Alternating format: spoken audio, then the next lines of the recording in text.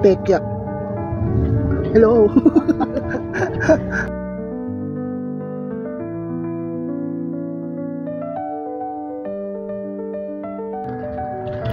Wala pang kids. Gagaon party.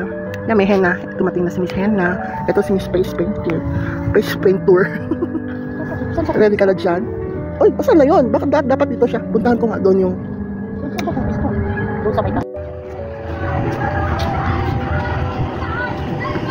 cotton candy and popcorn.